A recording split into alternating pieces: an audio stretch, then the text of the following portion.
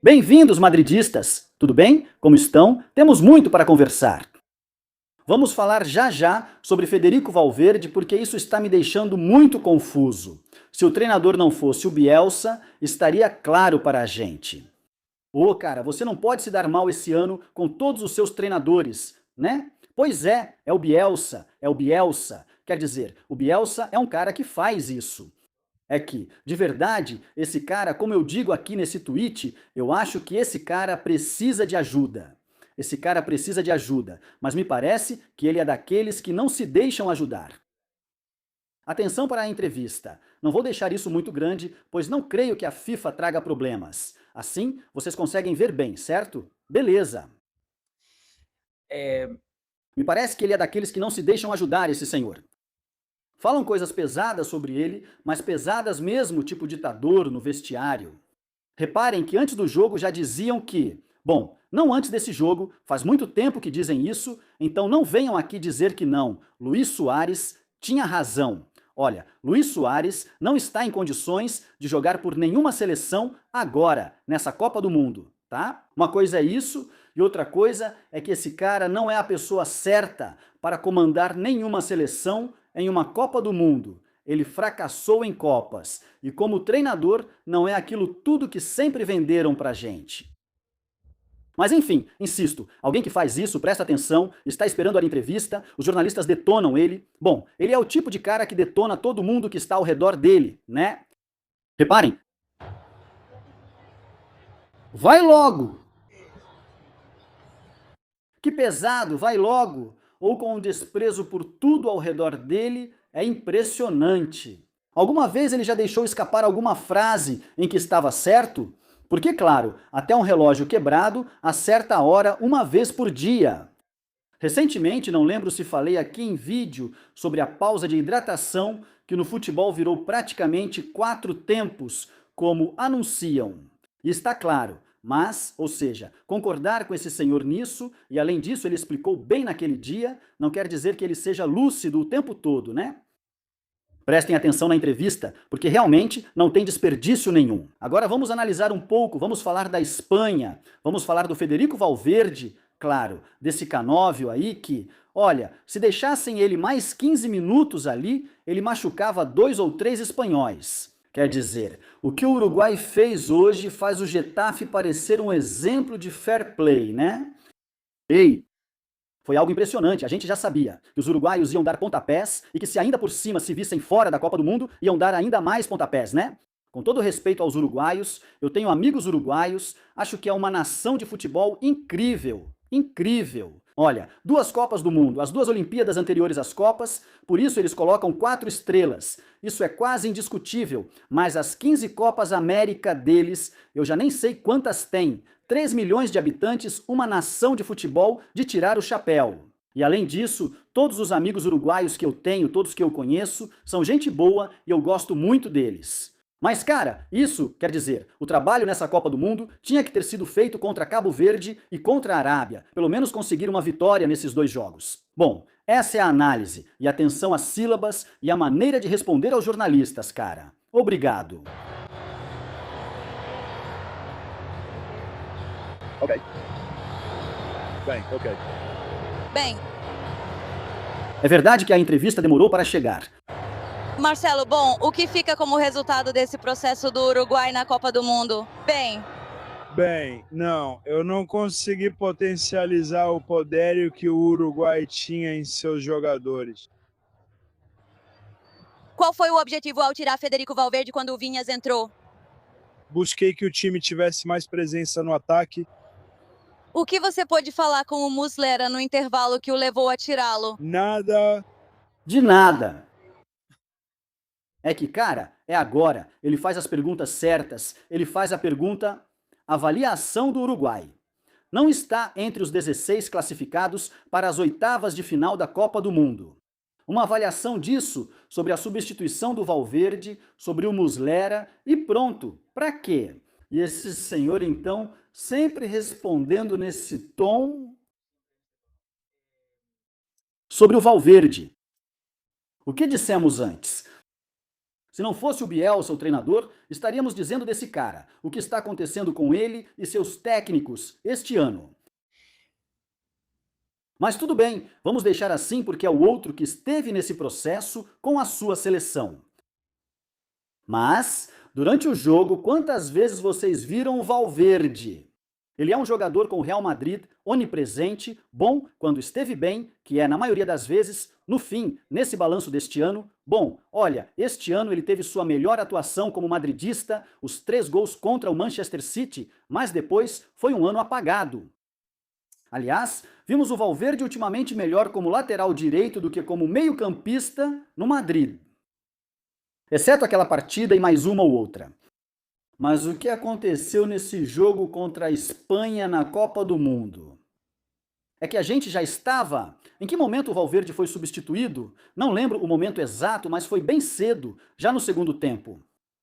A gente falava, mas cadê o Federico? Onde ele está? E o Bielsa, quando explica por que tirou o Valverde, pode até ser que ele tenha razão, porque queria reforçar um pouco mais o ataque, mas um treinador que não aproveita tanto um jogador tão útil como o Federico, com chutes de fora da área, com muita movimentação, bom, a gente já sabe quem é o Federico. Ele não faz bem o trabalho e o outro também precisa cumprir sua parte. Mas enfim, insisto, como o Bielsa está lá, vai, ok. Olha, ano praticamente para jogar no lixo, temporada, tal, ok. Agora, no Madrid, cuidado. Ontem eu conversei com o Pereiro, está no vídeo. E falando sobre as saídas, não é o primeiro que me diz que no Madrid estão pensando muito sobre o Valverde, porque tem muitas dúvidas. Apesar de que essa não é a sensação que o clube passa. E aí está a questão da braçadeira de capitão, considera-se que, olha, ele é digno, merecedor, isso é um pouco para fora, de usar essa braçadeira. Vocês já sabem como eu penso, principalmente desde o episódio com Tchouaméni, eu não daria a braçadeira de capitão para ele. Não é que eu o mandaria embora do Madrid, eu não quero que ele vá embora. Valverde, para mim, é um jogador que, bom, se ele se acalmar, se tranquilizar, se fizer um trabalho com ele, que precisa ser feito. É bem aproveitável como era de se esperar. Mas, para mim, a capitania do Real Madrid tem que recair sobre alguém, sobre outro tipo de pessoa, alguém que emocionalmente esteja mais controlado. Sinceramente, sinto muito se isso magoar alguém, mas amamos muito quem nos fez felizes no Real Madrid nos últimos anos. Mas, gente, é que não pode ser, mas enfim, o jogo, cara. Deixa eu ver se eu vejo esse cara. Olha, aqui está. Não, o que esse rapaz fez. Vários. Na verdade, esse Nico de la Cruz dá uma patada no xará, Nico Williams, no fim da partida por puro desespero. A gente sabia que isso ia acontecer, mas de perder a cabeça assim. Mas o que esse cara fez?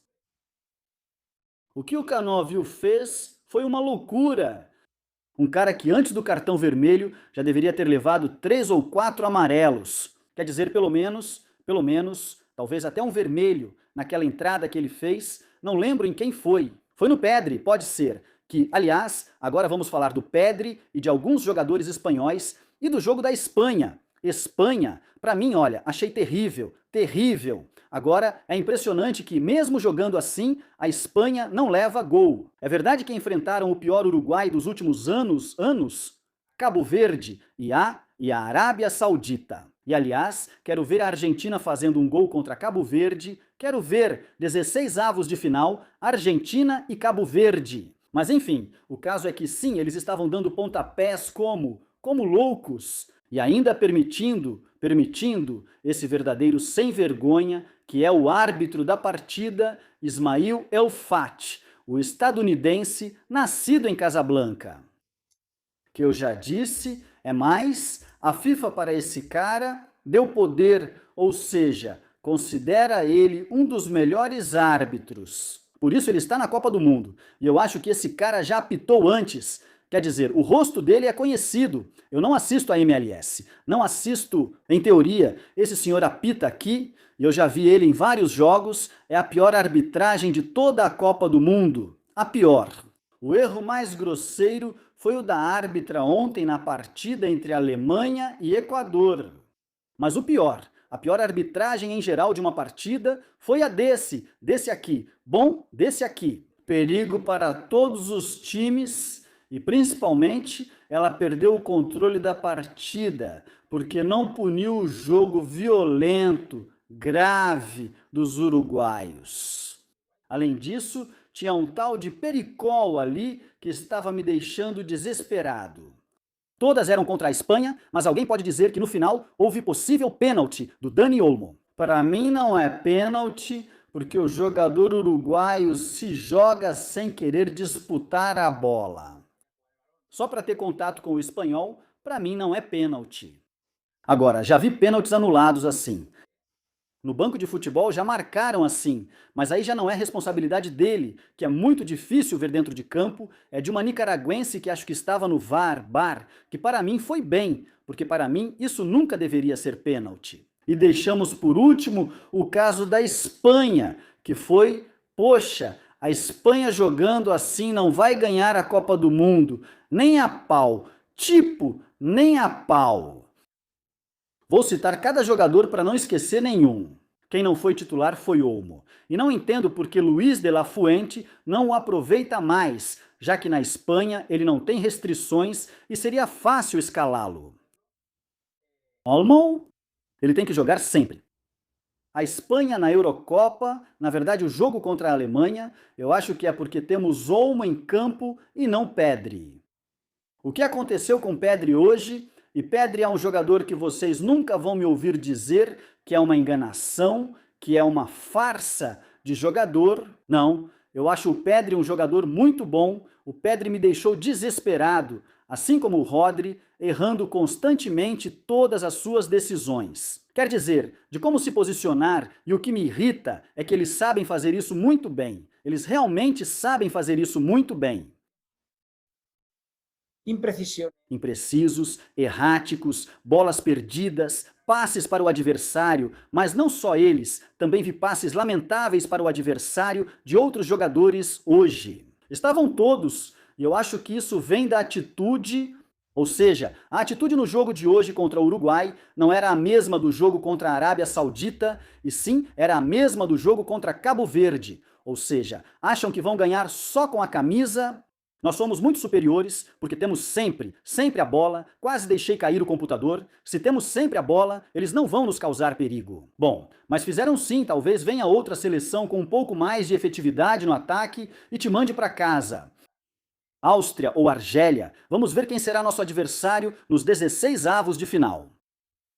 Que possa fazer isso com a gente, porque o Uruguai tem dificuldade para fazer gol, não passou do empate contra Cabo Verde e Arábia Saudita. E bom, nem vamos falar dessas outras duas seleções que atacaram muito pouco ou nada contra a Espanha, né? Por isso você não leva gol, porque além disso você se protege, se defende com a bola. Mas as imprecisões no jogo de hoje contra o Uruguai... Dizem que jogando desse jeito, a Espanha não ganha a Copa do Mundo e talvez nem chegue às quartas de final. É provável que nem chegue às quartas.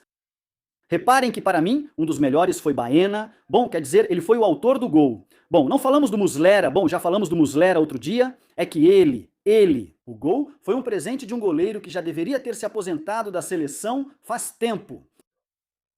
E bom, eles têm lá o seu problema. Parece que não existem goleiros no Uruguai. Não deixam. Impressionante, né? Impressionante.